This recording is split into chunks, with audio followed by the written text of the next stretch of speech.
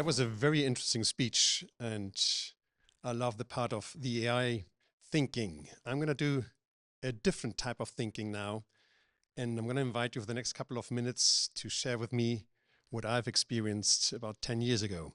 We sat down together with a couple of colleagues and we discussed and argued about customer service. And we asked ourselves, what is good customer service? What does it mean? How do we communicate to with the customer so that he is happy? Is it maybe the way that we talk? Is it the length? Is it the content? Is it the channel? And we were kind of surprised because at the end of the day, we realized we were doing all wrong. Customers feel, they don't hear. What we have is communication is not just words, it's how people feel about those words. So we were living in a content world and we were looking into what is good writing, exact words, and we forgot about the human person on the other side. Good evening, Klaus Hoffmeister is my name, and I'm going to tell you what I've learned about 10 years ago, how our brain works and how the brain processes information. So let's start with a little trick. Which one is Takete and which one is Maluma? Take a quick guess. I think almost everyone agrees that Maluma is on the left-hand side and Takete on the right-hand side. How comes? Did I tell you before? No, I didn't. Did you see it before? You may, because this is a test that is about 80 years old. But your brain didn't think about it. It kind of realized, whoa, this must be right. And in this case, I mean, it's quite easy. I mean, you have on the left-hand side a symbol that is round and looks nice, and you have nice sounding letters M and L, and that just fits. And then you have that, it almost look like a ninja star or something like that, and it has Takete. It's T, it's a K, strong letters, and you realize that's it. Okay, so what happens here? Let's take a look at this. When I remember that this cat, from the day that we did the investigation about couple of more years ago, triggers now something in my brain that sticks with me because it comes from a quote from Mr. Daniel Kahneman, and he talked about systems. He said, thinking is to humans like swimming is to cats. We can if we absolutely must, but we don't want to. What did he try to say? Yes, we have a brain that works. We can think, but you know what? I don't want to think. And he was very much intrigued by the way that we communicate. And he, a psychologist, together with his colleague Amos Tversky, worked on how does the brain process information and how we decide. So he concluded that we have basically two types of systems. This is system one, which I call autopilot. And then the system two, which is the analyst. The analyst is based on our new brain, the cortex. It's just a couple of thousand years ago that we started to develop that, a little bit more, 100,000 years ago. That part of the brain is the new one that is responsible for logic, figures, data, math, calculation. But it's slow as well. It's 40 bits per second, more or less, what scientists estimate that this brain can process. And it's lazy. It doesn't want to calculate because it is so slow, it takes too much energy. On the left-hand side, on the other side, we have the ancient system. That is our limbic system. This is the fight or flight system. That's the one where all the emotions are happening, the stories, where feelings come up, and the brain is doing something, it's always on. And it's very, very fast, 10 to 11 million bits per second. So that's about 250,000 times faster. So what did Daniel Kahneman and Amos Tversky concluded? That in fact, we like to be sitting in the system too. Of course, I mean, I'm a rational guy. I think about it all the time. But they're saying, in fact, the opposite is true. 90% what we are doing happens in the system one, in the autopilot world. So when I met a girl a couple of years ago, I kind of said, wow, that's the one. I want to be with her. And the autopilot kicked in immediately, while my analyst was still trying to find out what the name of the girl was. So that happens to all of us, and I'm sure that you have experienced the same thing. So let's add to this another person, another psychologist. This is the French psychologist Alexandre Pouget, and he added one more caveat to it. He said, you know what, not only do we have those two systems, in fact, the autopilot, he calls it the hidden mathematician in our brain. That one is actually even better. He's saying humans are close to optimal decision makers, but only when the process runs outside our awareness. So don't think it. Trust your gut. That's basically what he's saying. If I put those two messages together, I have two types of brains. One is lazy, is slow, runs on numbers, is logical, and the other one is fast, uses emotions. And that's the one that we are going to start talking about. And I'm going to teach you and show you a couple of examples how this could be relevant to you and your world. Let me give you two examples. The first one is about 6 to 7 years ago, we wanted to buy a house, my wife and I. So most likely the most relevant or most important financial decision that we have ever made and will ever do. So we sat down and said, well, let's do an Excel spreadsheet. We're going to talk about what is important to us. Location, the amount of rooms, the size, the age, and so on and so forth. And we would have a line, and then we would have points or score. And we would go and see a house, and then we put for every single line a little number next to it. And then we would sum it up, and we would have a score, and then we can compare house 1 and house 2. Perfect. So one day I came back from work.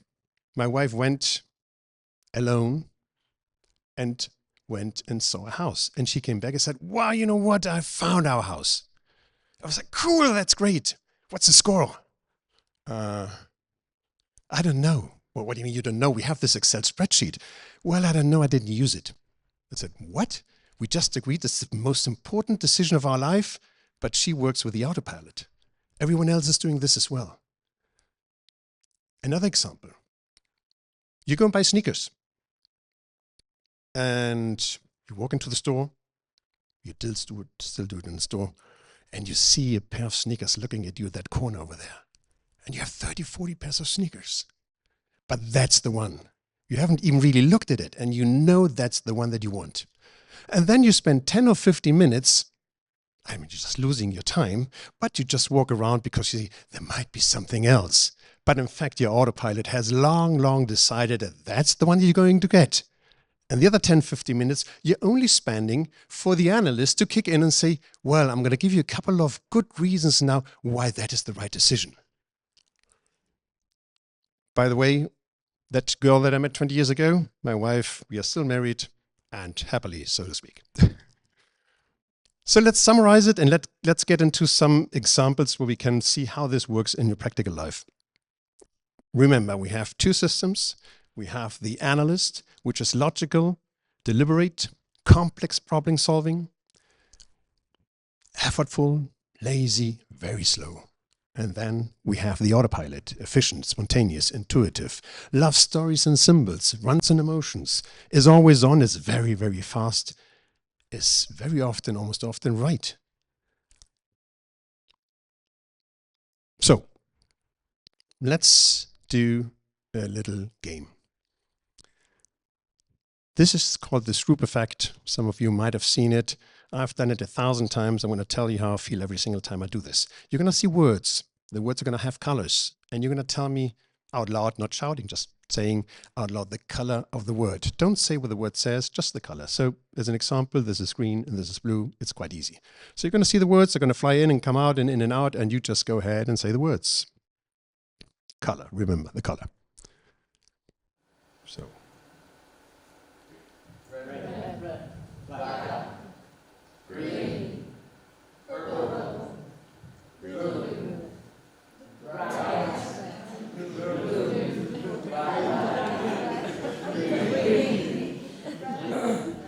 I've done it, I don't know, maybe I've done it 100 times, and every single time my brain starts saying, hey, hang on a second, what is going on here?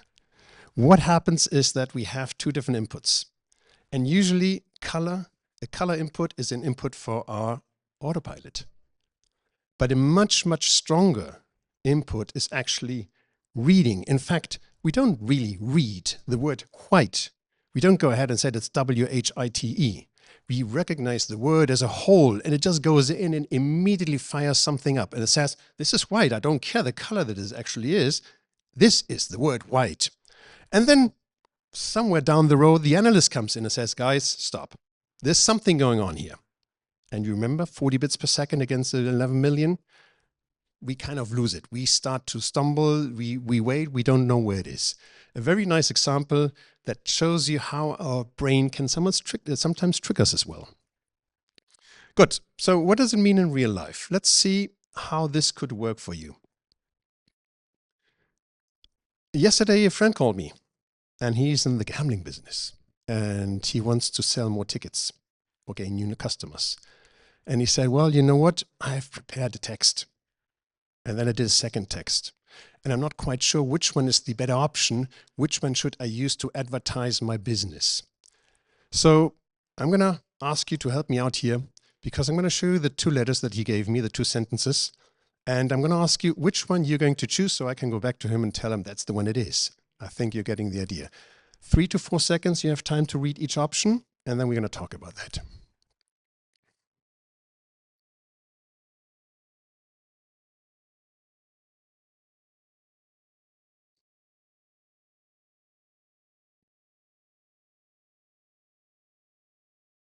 So, any option? Option 1, option 2? Most of the people choose option 2. But then again, I think you're guessing it by now. It's exactly the same. It's exactly the same. Just the words change, and we trigger different things in our autopilot. What are we doing here? We are working with bet and raffle. I don't like bets. A bet is risky. Raffle is good. I just can win. I have losing and winning.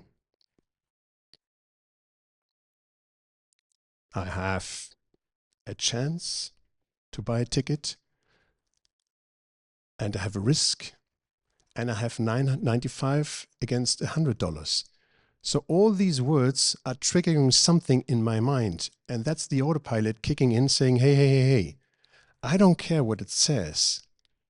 I'm giving you feedback, and that comes instantly saying, this is a good option, option 2. You should go for option 2.